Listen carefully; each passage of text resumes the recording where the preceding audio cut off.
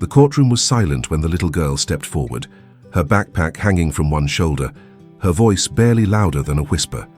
A cuffed man, her father, watched her with terror in his eyes, knowing one wrong word could cost him the only family he had left. Judge Robert Hale, rigid in his wheelchair, felt the weight of old mistakes pressing against his ribs as the child stood before him. She wasn't supposed to speak. She wasn't supposed to interrupt. But she did. And what she said froze everyone in place. "Release my father," she whispered, "and I'll help you walk again."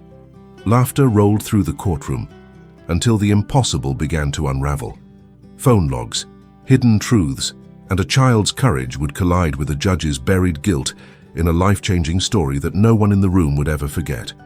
Before we begin this emotional story, tell us in the comments from which city you are watching, and don't forget to leave your like to keep following us. The courtroom in downtown Chicago felt colder than the outside wind.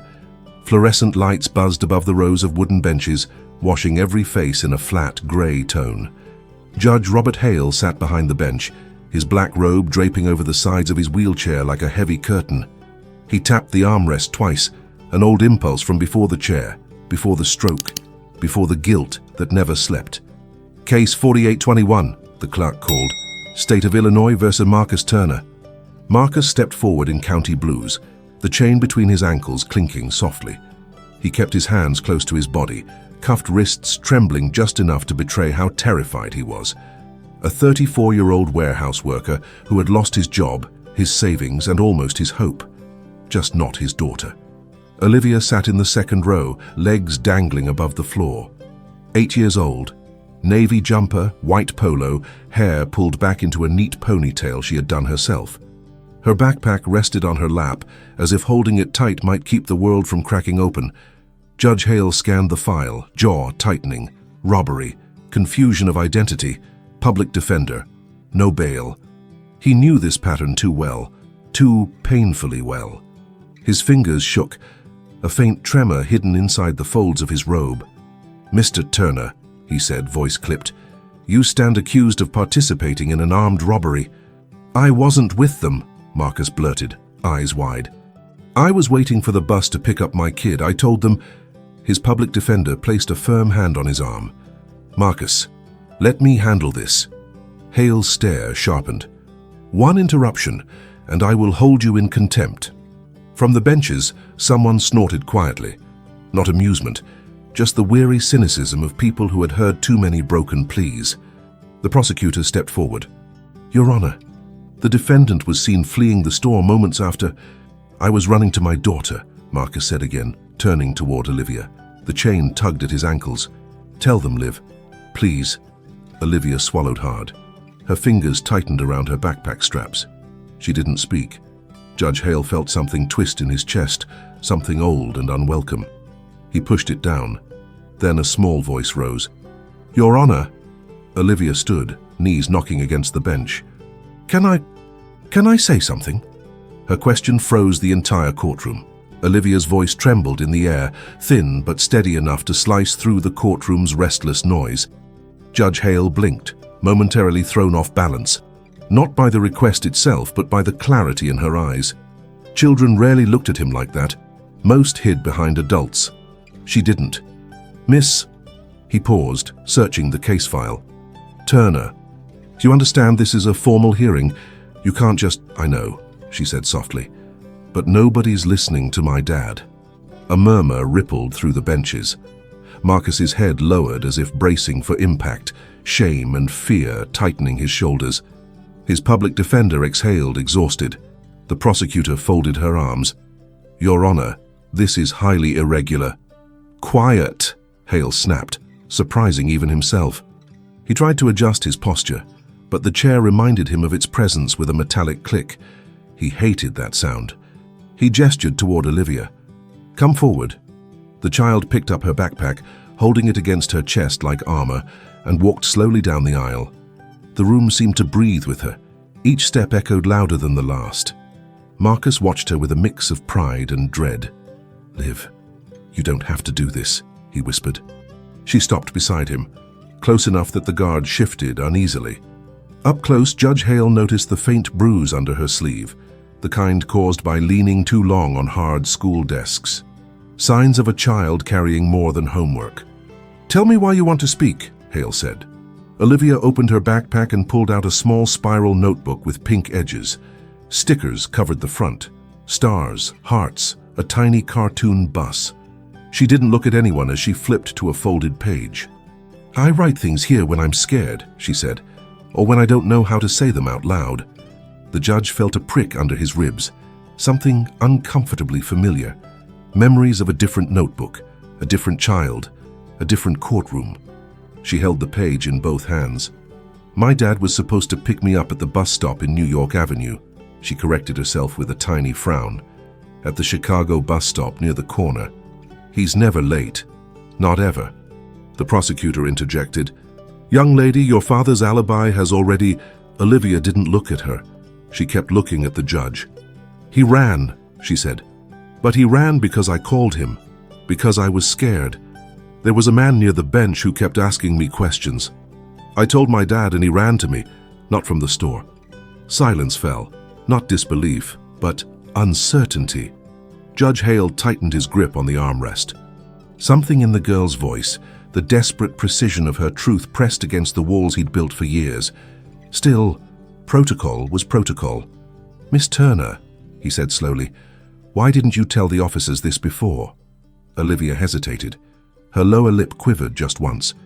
"Because—" Her gaze dropped to her shoes. "They told me kids should stay quiet." Judge Hale's breath caught, and for the first time in a very long time, the courtroom didn't feel cold. A beat of stillness lingered until someone in the back muttered, "Kids always say that." The words hit Olivia like a slap. She looked at the judge again, eyes burning with a mixture of fear and stubborn courage. And then she said something that shifted the entire room's weight. "Your Honor, if you release my father, I'll help you walk again." The courtroom erupted. The courtroom burst into overlapping voices, laughter, disbelief, a few gasps that sounded almost offended. The bailiff raised his hands for silence, but the noise kept swelling. Judge Hale felt the chaos vibrating through the wheels of his chair. "Order!" he barked, slamming his gavel once. The echo cracked through the room like a whip. The voices died down, replaced by awkward shuffles and a few muffled chuckles.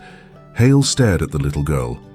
"Miss Turner, you understand what you just said?" Olivia nodded once. Not timidly, not defiantly, just truthfully. Marcus's face went pale. "Liv, sweetheart, don't—" "I can help him," she insisted, turning her small body toward the judge. "I know how." The prosecutor scoffed openly.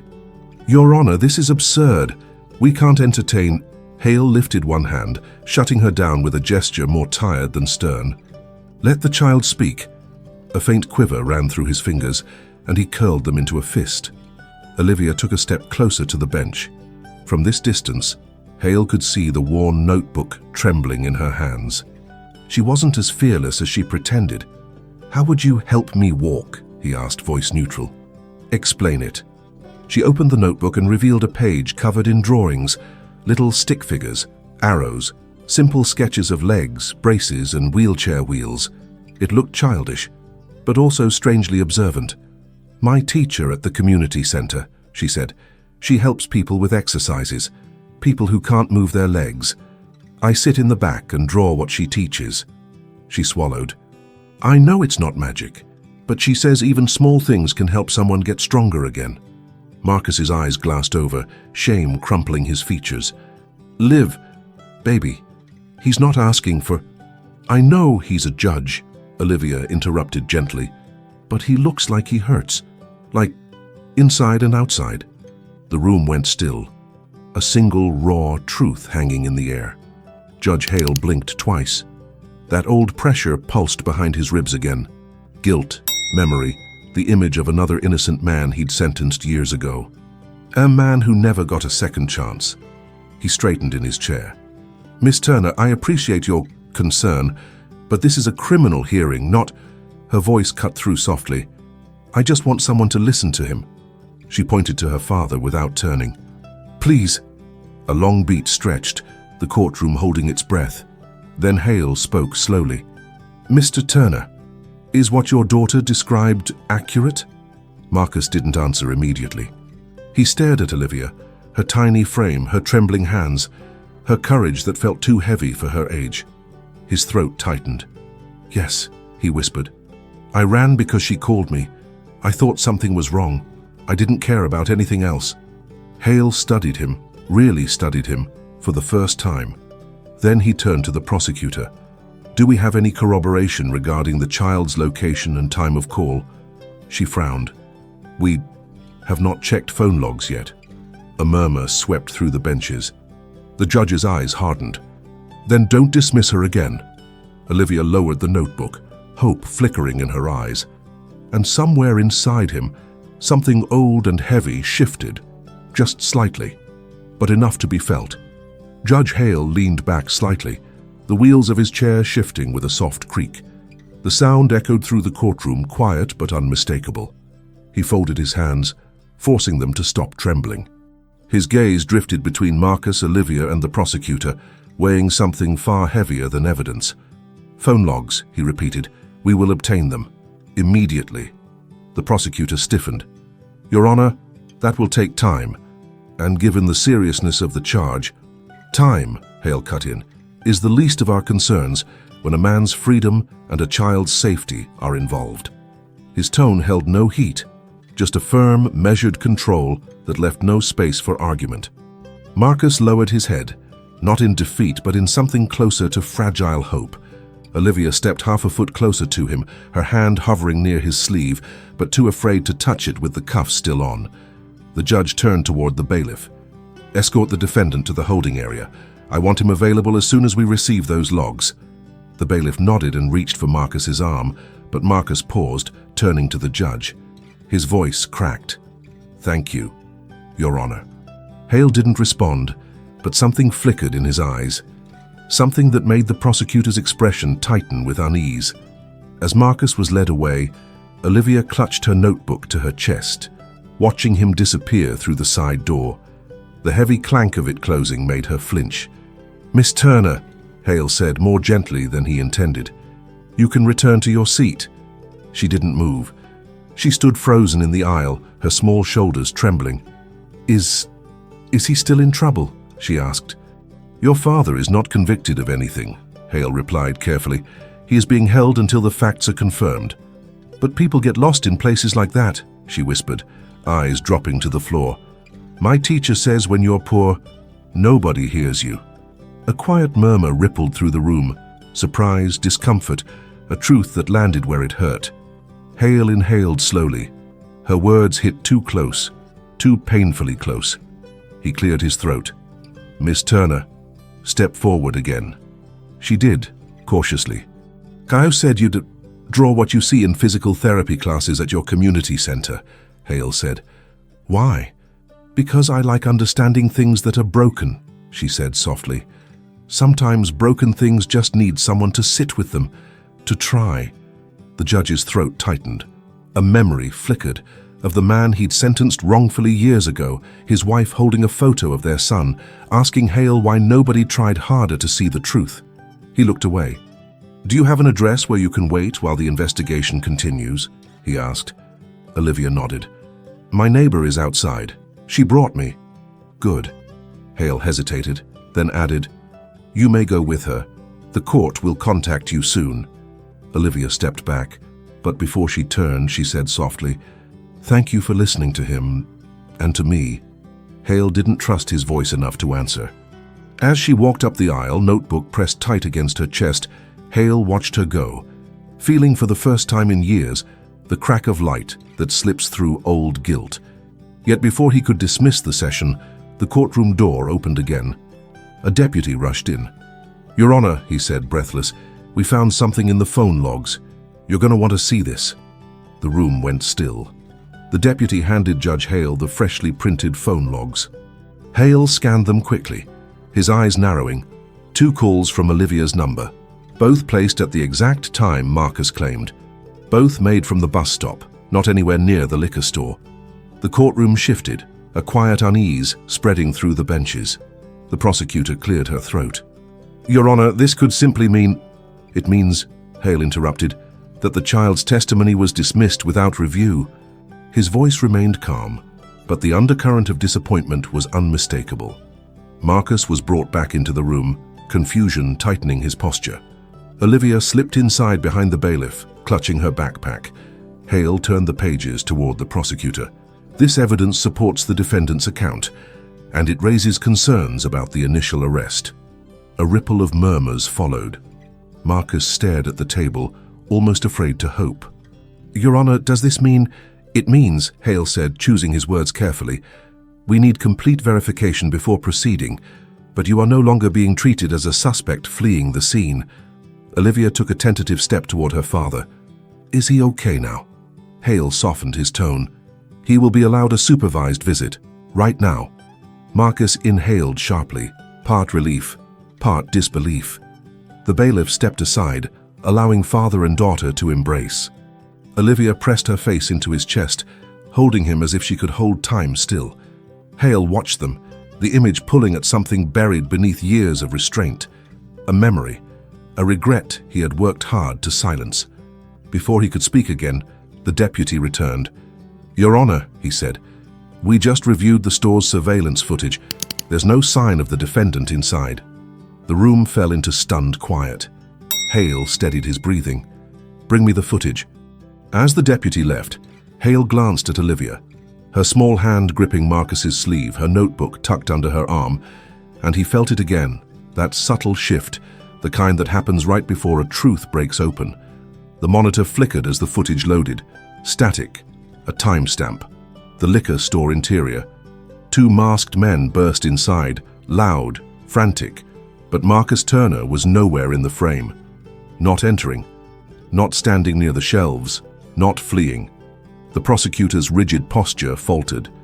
Marcus stared at the screen like someone waking from a nightmare he thought was real. Olivia clung to his arm, her breath trembling. Judge Hale inhaled slowly. His fingers, usually steady in the courtroom, shook slightly against the armrest. He folded them beneath the robe. "Your Honor," the prosecutor began, voice thin, "we may need to reconsider." "We will," Hale said, not unkindly but firmly. "Immediately." Olivia stepped forward almost instinctively, as if sensing the heaviness inside the man on the bench. Her notebook slipped from her hand and fell open to the drawing she had shown earlier, Hale in his wheelchair, a small figure at his side. The judge's gaze lingered on it. "Miss Turner, why did you draw this?" She shrugged gently. "Because people think broken things stay broken. But my teacher says they can learn again, if someone helps." The courtroom held its breath. Something unfamiliar warmed Hale's chest, both painful and relieving. A feeling he hadn't allowed in years. A deputy approached with another paper. "Preliminary location pings, Your Honor. They match the bus stop, not the store." Hale nodded. "Then the evidence contradicts the arrest." Marcus swallowed hard. "Does that mean—" "It means," Hale said, "you should never have been treated as guilty." Olivia looked up at him with cautious hope. Hale exhaled. "Prepare the release documents. Pending full dismissal." Marcus covered his face with both hands, shoulders shaking. Olivia wrapped her arms around him, anchoring him to the moment, and Judge Hale felt, for the first time in a long while, something inside him begin to unclench. The courtroom lights felt softer now, though no one had touched a switch. The bailiff removed Marcus's cuffs, the click of metal releasing, echoing through the room like a quiet apology. Olivia immediately grabbed her father's hand. Marcus pulled her close, burying a trembling exhale into her hair. Hope, real hope, rose around them like a tide. Judge Hale steadied his voice. "Mr. Turner, pending full review and dismissal, you are released." A few people gasped, others nodded, relieved. The prosecutor remained silent, chastened. Olivia stepped forward, her backpack swinging lightly. "So, he's coming home?" Hale looked at her. Really looked. "Yes." She blinked, processing the word, as if it were too big to hold. Then she smiled, small, shy, but bright enough to soften every corner of the room. Marcus wiped his eyes. "Thank you, Your Honor." Hale nodded. "Truth deserves thanks, not I." Olivia hesitated, then lifted her drawing again. the man in the wheelchair holding the hand of a small figure. "Can I give this to you?" she asked. Hale swallowed. "May I keep it?" She placed it gently on the bench. "Maybe. Someone can help you too." The judge's composure cracked for a moment, just long enough for him to cover his mouth and clear his throat. Something inside him shifted, old guilt loosening with each breath. "Miss Turner," he murmured, "I think that someone already has." Marcus put a hand on his daughter's shoulder. "Liv, ready to go?" She nodded, but not before turning back to the judge. "If you want, you could come to the community center. They help people get stronger." Hale's eyes softened. "I would like that." Olivia smiled again, and in that small exchange, in that ordinary Chicago courtroom, a homeless father's freedom, a child's courage, and a judge's path to redemption intertwined, each one lifting the others. Not justice alone, but healing. Weeks later, Judge Hale sat inside the community center, sunlight spilling across the floor as children ran past with backpacks and laughter. Olivia stood beside him, showing him the first simple exercises. Small motions, careful stretches, the beginnings of strength returning where he thought none could grow again. Marcus watched from a few steps away, no cuffs, no fear, only gratitude deep in his eyes. A framed copy of Olivia's drawing hung on the center's wall now, the judge in his wheelchair, the small hand beside him. It wasn't decoration. It was a reminder of the day a courtroom cracked open and let truth and kindness walk in. Marcus had been fully exonerated. He had found a new job through the center, finally building the stability he promised his daughter. Olivia no longer carried her notebook because she was scared, but because she liked to draw the things she hoped people would become. And Judge Hale, sitting straighter than before, understood something he had forgotten. Redemption isn't a ruling. It's a choice, one made in small acts of courage, forgiveness, and unexpected connection. Sometimes a second chance begins with a child's voice refusing to be ignored. Thank you for staying with us until the end of this heart-touching story. Tell us in the comments which moment touched you the most. Subscribe and turn on the bell to receive more stories that inspire and transform. Leave a like if you believe in the invisible strength of kindness, dignity, and family. And thank you for being part of this community that believes in stories with soul.